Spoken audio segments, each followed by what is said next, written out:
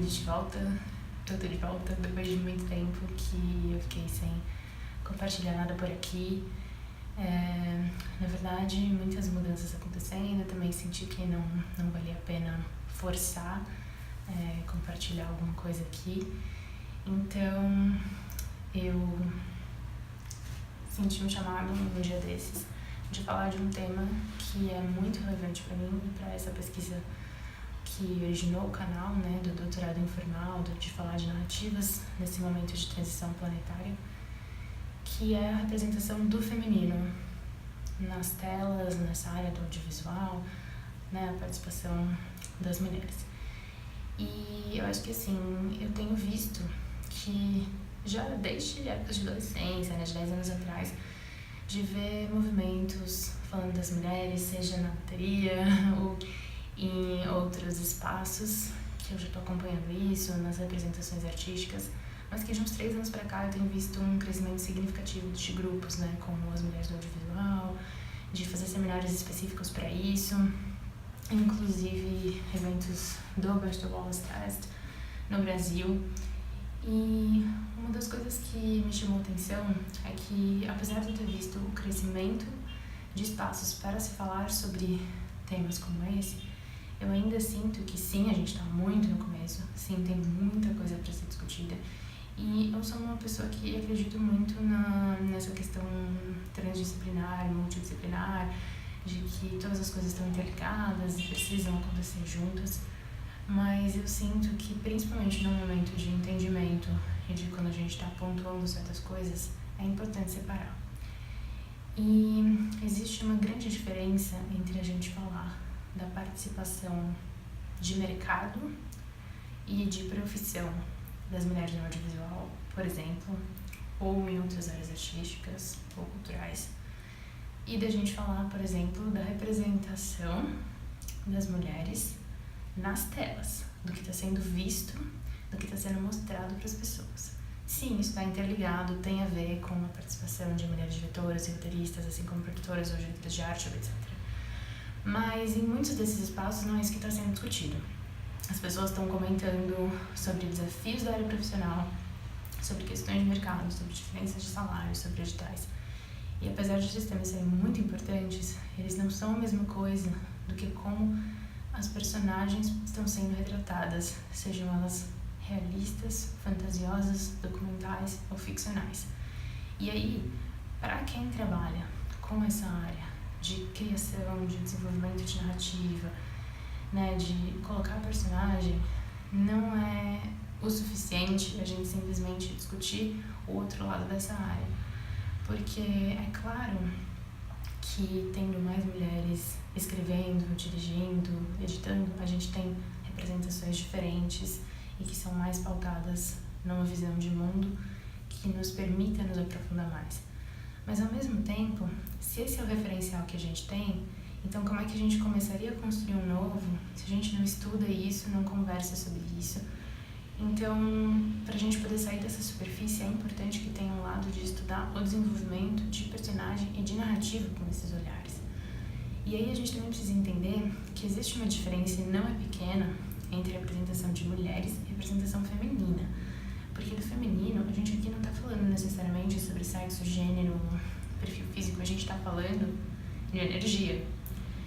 Então, eu praticamente não vejo muito isso sendo explorado. Eu entendo que tem uma riqueza enorme de temas que têm sido discutidos. Eu sei que tem uma seriedade muito grande de pessoas que estão trabalhando para falar sobre temas do feminino, em como que isso está aparecendo ou não. E eu entendo que porque a gente está no começo, a gente às vezes está ainda mais atrás do que a gente pensa. Porque algumas pessoas estão discutindo isso, algumas pessoas têm entendimento sobre isso, mas se a gente quer nivelar e dar uma base para todo mundo, então a gente tem que partir de onde as coisas realmente estão nessa mídia, nessa área, nesse momento da sociedade. E um dos momentos em que a gente está é em discutir ainda, neste momento, o Bachelor Wallace Test, que na verdade nada mais é do que uma sugestão que nesse caso foi de implementar um selo, né? Eu participei de um evento em que pessoal estava comentando, de colocar essa forma de identificar se o filme passa ou não nesse processo de teste, né, de avaliação. E essa avaliação nada mais é, para quem nunca ouviu falar, de você entender que existe uma personagem feminina, né, que seja importante na narrativa, que ela converse com outra personagem feminina que tenha alguma importância na narrativa, que não seja só um passante, um figurante, alguém que não tem fala, que não tem nome, etc. E que elas dialoguem sobre alguma coisa que não seja do arco de narrativa masculino, que não seja elas falando sobre homem ou sobre alguma coisa que seja do arco do protagonista homem. É só isso. Se essa fala acontecer uma vez só, durante 10 ou 15 segundos, tecnicamente passa. E um tanto dos filmes que passa é exatamente por causa disso. Porque mesmo em filmes, né, que era o processo que a gente estava falando nesse evento, onde existem protagonistas femininas, que são a protagonista do filme, né, não o multiplot, muitas vezes não passa. Então, isso é muito preocupante, né? Porque se a gente ainda tá nesse nível, fica difícil de pensar em discutir coisas mais profundas. Mas eu não acredito que a gente precise, num processo de dar um passo de cada vez e bem dado, que a gente precise esperar para começar a falar sobre as outras coisas. Porque às vezes quando você dá um passo, você já tá olhando onde você quer chegar e de repente, se você tá andando bem, você pode dar uma sequência de passos. Então, algumas referências que têm me ajudado nesses últimos tempos são as seguintes. A Jornada da Heroína, que é algo que já tem outras referências aqui no canal, inclusive já fiz um comentário geral sobre ele, passando mesmo pela roda da jornada. Ela é um tanto diferente da Jornada do Herói e, na verdade, eu acho que não é muito sensato fazer uma comparação, como eu já vi em alguns lugares, mapeando assim, quais seriam os momentos da jornada, comparando um com o outro. Porque, tecnicamente, a Jornada do Herói está dentro da Jornada da Heroína, porque a Jornada da Heroína tem mais passos, porque o processo dela é diferente, porque ela não é a vivência de um único momento, ela é um processo de cura do feminino e do masculino. E ela é especialmente desenhada para mulheres, porque ela veio atender às necessidades das mulheres no mundo contemporâneo. Mas, como a gente está falando de uma sociedade no qual o feminino está muito ferido, porque em consequência o masculino também, então vale todo mundo conhecer um pouco disso aqui e não necessariamente aplicar só em jornadas de mulheres quando a gente está falando de personagens. E isso é muito relevante, a gente mencionar, como ela fala aqui dentro, muitos arquétipos, muitas referências de deusas, de mitologia que na nossa sociedade estão completamente perdidos, esquecidos e ignorados, mas que nos ajudam a entender muitas coisas importantes quando a gente pensa em processos de cura, em diferentes fases da nossa vida, ou, né, áreas de desenvolvimento. Tem muito conteúdo ali, isso já existia, já está disponível, mas na verdade não está disponível de uma maneira super acessível. Então a gente ainda precisa ter um trabalho de resgatar isso daí. Por exemplo, o Oráculo da Deusa tem uma boa referência para a gente poder olhar para isso. Você pode trabalhar com ele de uma maneira terapêutica, mística, etc., mas ele também pode ser uma ferramenta de você simplesmente entender mais arquétipos e mitologia. E aí, já que a gente está falando sobre arquétipos e mitologia, chegou isso aqui quando eu estava comprando um livro de ficção e eu vi essa referência. Eu ainda estou lendo, ainda estou estudando, então eu não vou falar muito sobre ele. Mas a questão é que o livro de Lilith, para quem nunca ouviu falar de Lilith, eu sugiro que você dê uma pesquisada, porque é que tá, né? Tem muita controvérsia sobre ela. Ela tá nessa Carta das Deusas, ela sempre é uma pessoa bastante mencionada, é um arquétipo bastante mencionado, porque tecnicamente teria sido a primeira mulher a habitar a Terra, só que ela não quis obedecer, né, esse papel que foi condicionado a uma mulher, e por isso muitas culturas consideram ela como uma demônia. E ela é mal vista, e é exatamente aqui que a gente chega, no resgate do lado sombrio do feminino universal. Porque a gente precisa entender que quando a gente está falando de um processo como esse, isso não tem que ser só bonito. Existe um lado sombra e a gente não pode não querer olhar para ele. Para as coisas poderem chegar para a luz, a gente precisa olhar para a sombra. Então, é muito importante entender o que está sendo escondido, o que está sendo evitado nesse processo. Porque aí a gente também começa a quebrar outros mitos e estereótipos e comportamentos super perigosos que estão sendo repetidos. E então, chega nesse aqui, que me chegou emprestado de uma grande amiga, que é a lua vermelha, que na verdade ele fala assim de ciclos das mulheres, na verdade ele fala muito das energias criativas do ciclo menstrual como fonte de empoderamento sexual, espiritual e emocional. Mas o que eu acho bem interessante dele é que além dele trazer um conto para quem está entrando nesse processo, né, saindo da infância e passando desse processo de adolescência e vida adulta, com várias referências com personagens da ficção, fantasia, trazendo esse universo, mas falando de coisas muito reais, ele nos traz os 4 arquétipos do feminino, que teoricamente estão presentes para todas as mulheres, porque nós somos cíclicas. E foi aí que, aos poucos, que eu já ouvi falar desse conceito há algum tempo, foi ficando claro o como que a gente tem uma tendência, tanto em sociedade quanto na representação ficcional, de trabalhar muito pouco com esses 4 arquétipos, que na verdade são bem simples e acessíveis para nós. A donzela, ela traz pra gente esse ar mais guerreiro, ela é bem mais jovial, ela é mais divertida, ela é mais disposta, ela tem muita energia e ela tem um pouco mais desse masculino, né? Dessa heroína que tem o lado do herói, que vai enfrentar de igual para igual, que tem a força física, que é inteligente, rápida e tal. E isso a gente vê até que um tanto na ficção. Na época que eu era pré-adolescente eu via pouco, principalmente para as meninas dessa faixa, né, de 11, 12 anos. Mas hoje em dia eu sinto que tem um tanto, nem sempre eu acho que elas são bem representadas ou realistas, mas se fala bastante disso.